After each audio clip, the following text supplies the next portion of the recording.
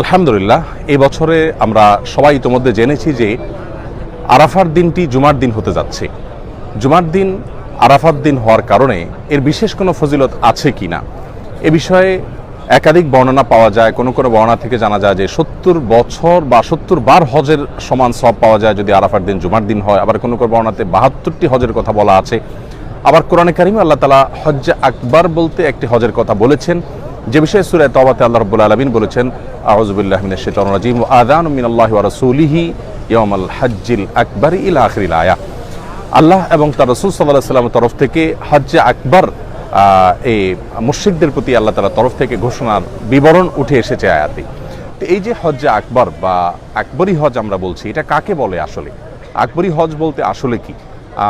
এখানে বিশেষ করে সৌদি আরব প্রবাসী যারা আছেন, বাংলাদেশি ভাইরা আছেন, ইন্ডিয়ান পাকিস্তানি ভাইরা আছেন, এখানকার প্রবাসী ভাইদের মধ্যে এবং আরও অনেক সাধারণ মানুষ